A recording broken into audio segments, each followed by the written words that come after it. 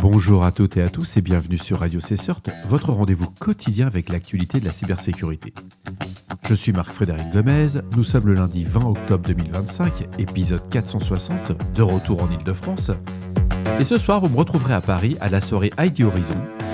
C'est un nouveau rendez-vous qui est dédié aux décideurs de la cybersécurité, pensé pour explorer les perspectives et les évolutions futures de la gestion des identités au sein des plus grandes entreprises françaises. J'aurai l'honneur d'ouvrir la soirée et d'être aussi l'imposteur de cette soirée. Petit spoil alerte, j'ai pas fini les slides, mais ça va le faire. Au programme de cet épisode, un nouveau benchmark, ex-CITIN Bench, qui évolue la capacité des agents d'intelligence artificielle à mener de véritables investigations cyber. Une vulnérabilité critique dans Linux PAM, déjà accompagnée d'un POC. Un décret public qui autorise la conservation massive des données de connexion par les opérateurs télécoms. Et enfin, de nouvelles accusations de cyberespionnage entre la Chine et les États-Unis, avec Pékin pointant directement la NSA. Bien entendu, vous retrouverez toutes les sources dans la description de l'épisode sur le site web du podcast radiocesseur.org. Une publication scientifique de l'université de Cornwall aux États-Unis présente ex-CITIN Bench. C'est le premier benchmark conçu pour évaluer les agents LLM sur l'investigation de la menace cyber.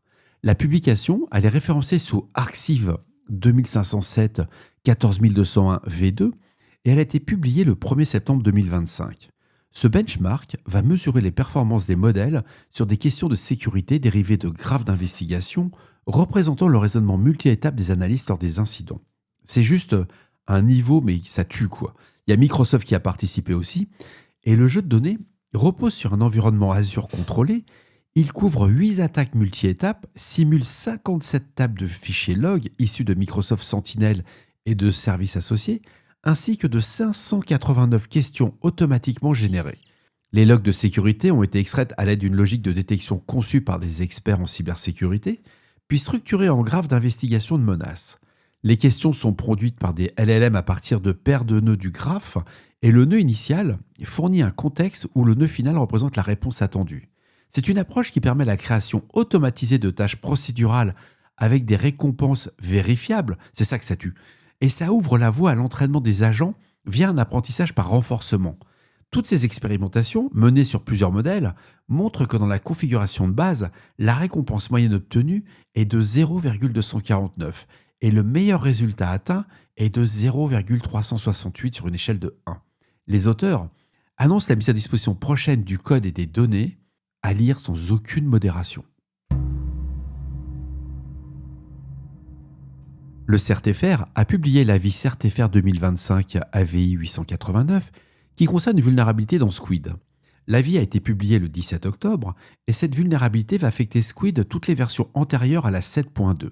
Elle permet à un attaquant de provoquer une atteinte à la confidentialité des données.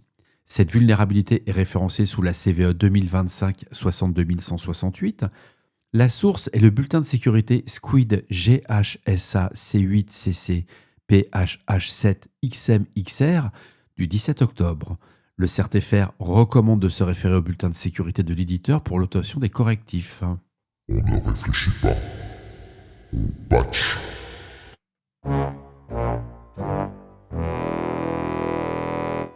Je vous rassure, vous êtes bien sur Radio CSERT.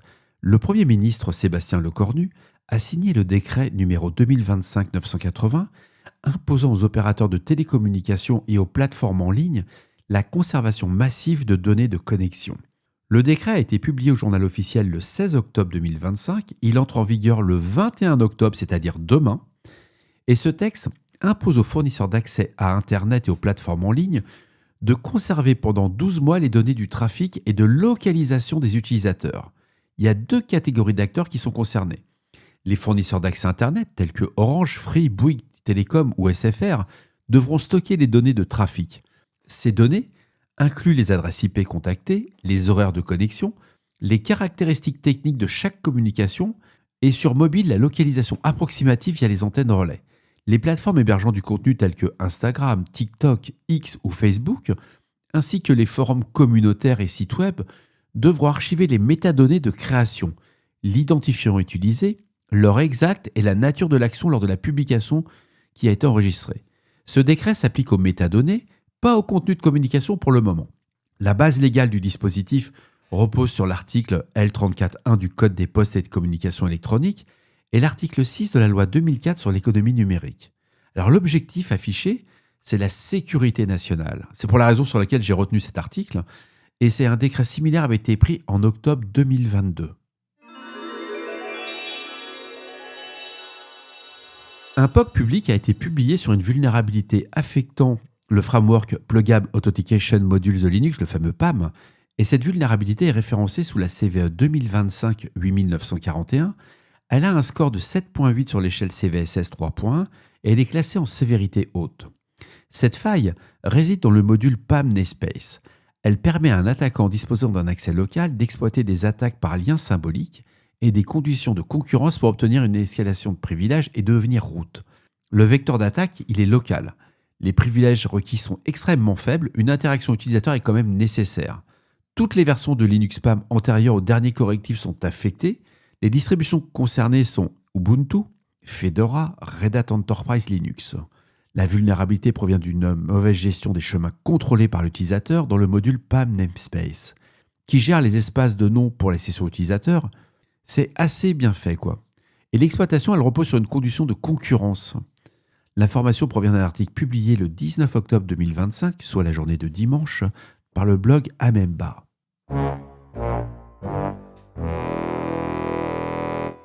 Le ministère chinois de la Sécurité d'État annonce avoir découvert des preuves de cyberattaques menées par la NSA américaine contre le National Time Service Center chinois. L'information est reportée par Bloomberg et relayée par Security Affairs. Aujourd'hui, le 20 octobre 2025. Comme quoi, c'est pas fait en avance les épisodes. J'ai certains auditeurs qui m'ont dit « Mais est-ce que vraiment tu enregistres tous les jours ?» Oui, c'est tous les jours. Bon, il est 6h45 du matin, mais c'est un peu tôt. Donc, le National Time Service Center est un institut de recherche sous l'Académie chinoise des sciences, responsable du maintien et de la distribution du standard de temps national officiel de la Chine.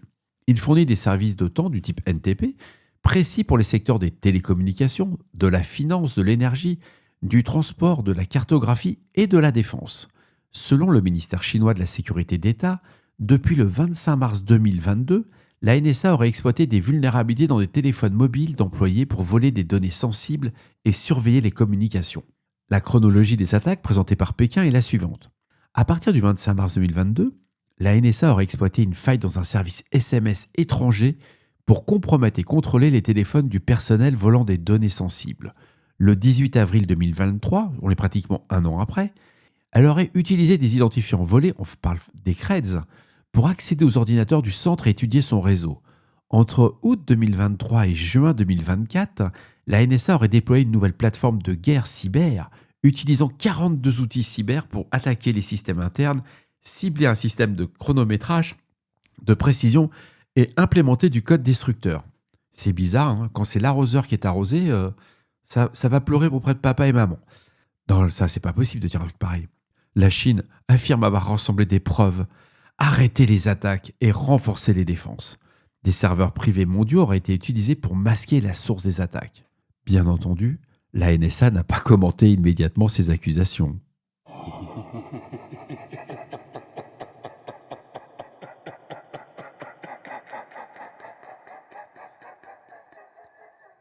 Et ils ont peur de rien quand même. Et voilà, cet épisode du lundi 20 octobre se termine. J'espère qu'il vous apportera des informations claires et utiles. La semaine commence.